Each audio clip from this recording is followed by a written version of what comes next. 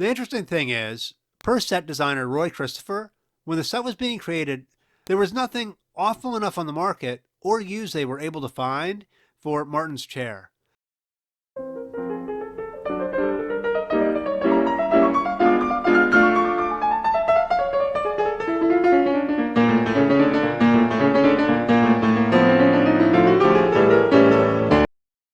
Hello, and welcome to the 19th installment of Frasier Fridays, where all the salads are tossed and all the eggs are scrambled. Today, we're looking at Season 1, Episode 19 of Frasier, entitled Give Him the Chair. It originally aired on March 17th, 1994, taking a full month off from our abysmally rated 18th episode and rebounding quite nicely. It attracted 29.8 million viewers. This isn't quite as high as the 32 million viewers we saw before the Winter Olympics, but it is a nice rebound to 91% of that audience.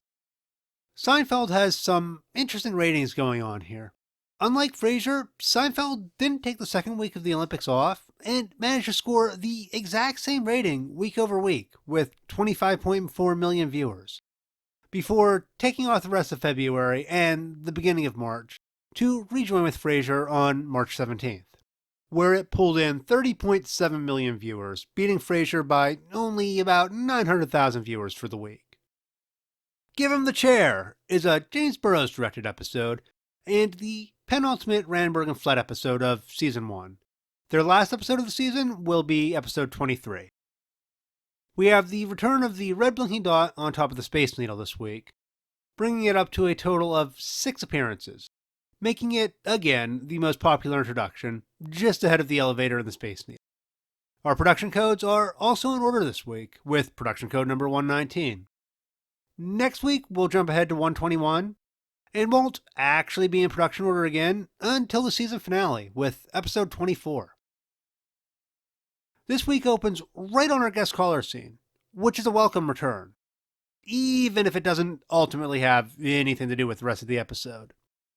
In addition to being a bit of a strange guest caller in the respect that it doesn't have anything to do with plotline this week, Frasier also comments on it being an unusual call for the show, and that he's interviewing an author, Helmut Brugge, who wrote a book called The Menopausal Male. This book doesn't actually exist, although it appears there has been some psychological input on this topic in recent years. What does exist, however, is the actor voicing Brugge, Malcolm McDowell. He's a bona fide movie star, and I'm ashamed to say, prior to a podcast I happen to be listening to on the day I'm writing this, I didn't realize he was the star of Stanley Kubrick's A Clockwork Orange. I mainly knew him as a professor in a few episodes of Community. But McDowell has done a lot more than just those roles. The man's been in multiple productions consistently since 1967. Including The Time Machine, Tales from the Crypt, Spider-Man the Animated Series, Psych, Metalocalypse, and both Rob Zombie Halloweens. He's also done voices for a handful of video games, including The Elder Scrolls and The Mummy, Tomb of the Pharaoh, which is the sister game to Tim Curry's Frankenstein, The Eyes of the Monster. In our very next scene, it seems Niles hasn't learned the lesson we thought he had from A Midwinter Night's Dream, as he's again flirting with Daphne. Frasier's even less impressed than usual with Niles' flirting, and this ultimately leads to my favorite line of the episode, which isn't even a line, but a reaction shot from Grammer. Niles says at least he hasn't lived with something unattractive, and Frasier shoots him back with this absolutely perfect expression.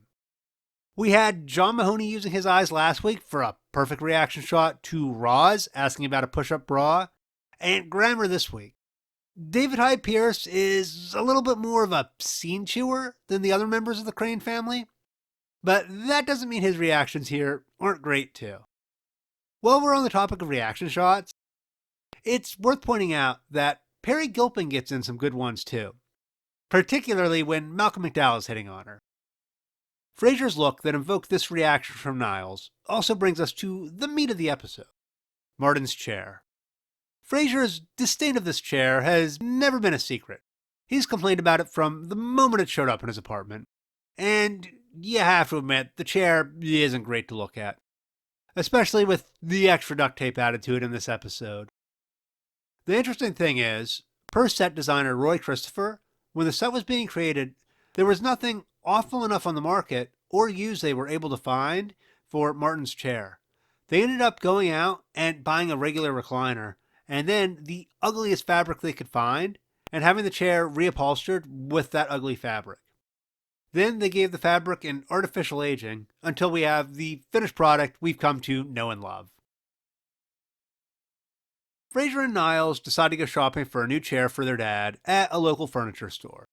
They actually say the name later, but I think it's really funny that the name of the seat brand is Lazy Guy.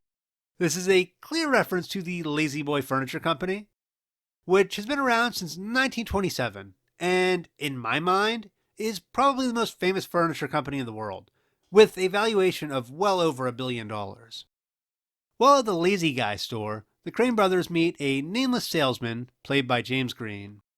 Green is a "that guy who was in that thing" actor, who got a start in 1951 on Broadway. During his nearly 70-year acting career, he's appeared in 22 Broadway plays.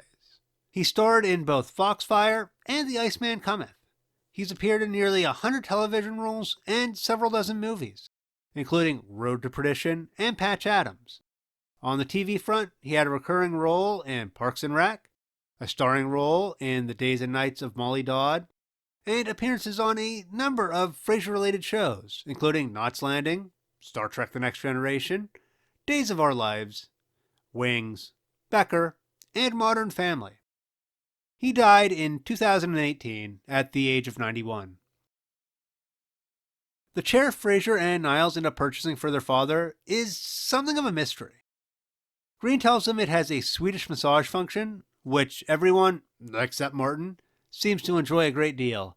At first blush, this appears to be something of a contradiction. As in previous episodes, we've seen Martin's chair plugs in and has a vibration function, which in the pilot he mentions using, despite us never actually seeing him use it. The salesman mentions the new chair has a Swedish massage function and shiatsu. All the younger members of the Crane clan, including Daphne, seem to enjoy this feature a great deal, but Martin proclaims it as disgusting. A Swedish massage is exactly what you think of when you hear the term massage. It's generally when someone lies face down on a table and gets their muscles kneaded. A shiatsu, which is a Japanese word and in English would be translated as finger pressure, is a Japanese massage technique that involves acupressure, or pinpointing nerve points with the fingers, as opposed to needles, which is acupuncture. It seems a safe bet that there were some of those little massaging fingers in the bottom of the chair, as opposed to just vibration, which is what upsets Martin so much. The handyman, Leo, is played by Phil Buckman. Buckman's an interesting person for this role, and an interesting guy in general. He's done his fair share of acting, starting in 1990 with an appearance on Days of Our Lives, before going on to appear in a few one-off appearances in a number of familiar shows, including Wings and King of the Hill. He's had recurring or starring roles in a handful of shows with Drexel's Class, Weird Science, and City of Angels. Buckman's also our second guest star to have a large voiceover career. He was the voice of the Hardys and Carl Jr.'s commercials from 2000 to 2011, and he's done countless promo voiceovers for all the major networks. But wait, there's more. In addition to these contributions, Buckman is something of an accomplished musician. He first became known as the bassist for the now-defunct band Tribal Sex Cult, before going on to work with a number of other bands, including Filter, Fuel, The Snow, and Steel Panther. Today, he is the bassist for the Tom Petty and Johnny Cash tribute band, Petty Cash. While Leo is bumbling around trying to offload the new chair, Frasier has a line I find extremely strange. He tells Leo, "Quickly, quickly, I'm sure Beavis will start to wonder where you are." Beavis is an unusual name, and there's only one connection I could come up with that makes sense for this, and that's Mike Judge's Beavis and Butthead. That show premiered in March of 1993, so Cheers was actually still airing at the time, and Frasier hadn't even premiered yet, when the first season of the animated hit appeared. That's enough time for it to sink into the cultural zeitgeist and make its way into a comment on the show. Beavis and Butthead blew up in popularity, so I'm almost sure that's what's being referenced here. I just find it a very strange reference for Frasier to make. As in the past, he's always been shown to have a much heavier knowledge of classical works and art, as opposed to what at the time was a modern day hit. If anyone has any other thoughts on what this line could be a reference to, other than Beavis and Butthead, I'm more than happy to hear what you have to say. But for now, this is the best explanation I have. After Martin rejects the chair and says he wants the old one back, Frasier loses it and throws a huge tantrum. We've seen Frasier get upset before in Cheers, but nothing like this. He's full on acting like a child and throwing food and drink everywhere. The chair's a mess by the time he's done, and it's really funny to see the so-called psychological healer reveal some of his true psychological damage. We get an interesting character bit from Roz in the next scene, while Frasier is personally bemoaning how upset his father is with him for losing the chair. Roz tells Frasier about her weekend, and it comes out she doesn't understand anything about church or religion.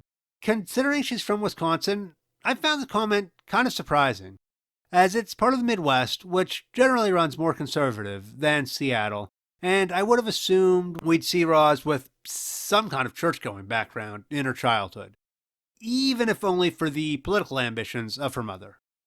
Frasier also comments that Roz should call into the show herself, and again, he's probably not wrong. At almost a full season in, the only date we've actually seen Roz go on is with Noel. But she continues to regale us with the wild stories of her love life. And I'm still eagerly awaiting an episode where we focus on Roz's love life outside of the studio.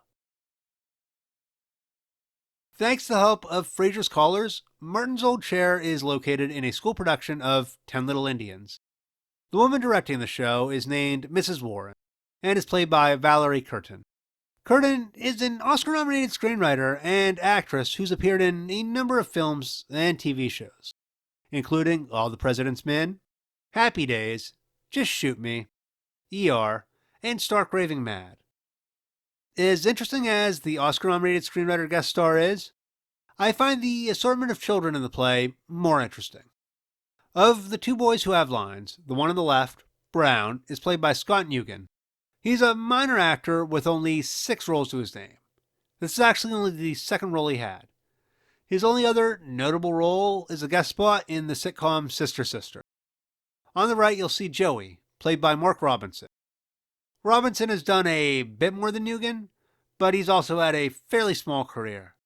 He actually managed to snag a few recurring roles as a child star in the early 90s, including a 5-episode stint on Crow and a 2-episode spot on The Fresh Prince of Bel-Air.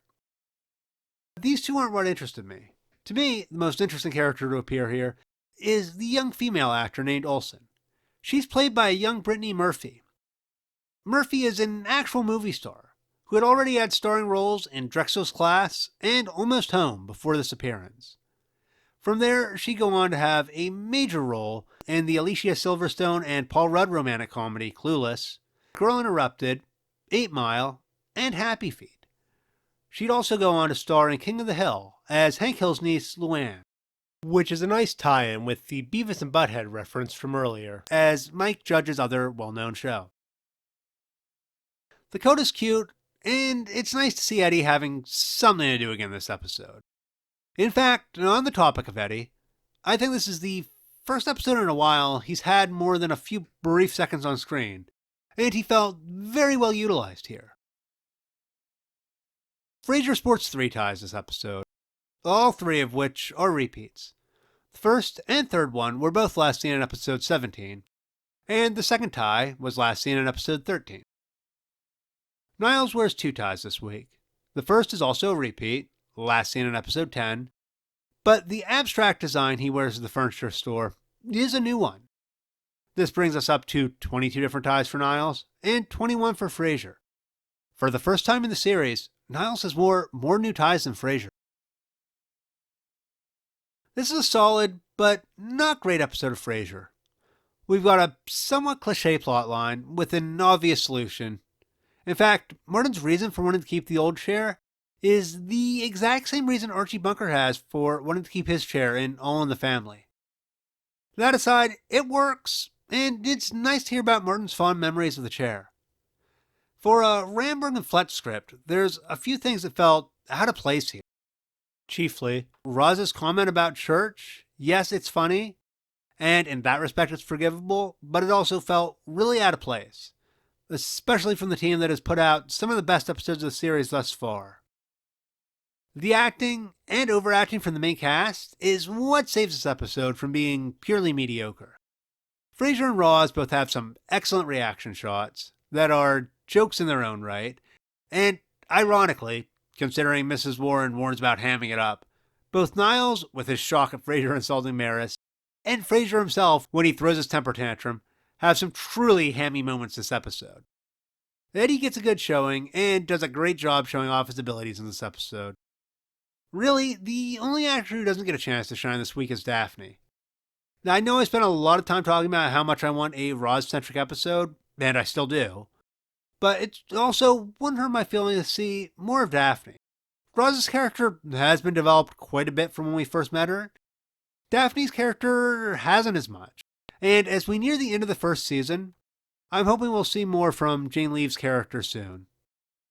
Finally, we got a slew of guest stars this week, including one of those really interesting early appearances by an actor who later became much more famous, in this case with the late Brittany Murphy, and Phil Buckman's Leo, which makes me really want a Hardee's hamburger. Find yourself the best seat in the house, and settle in for this 7 out of 10 episode of Frasier.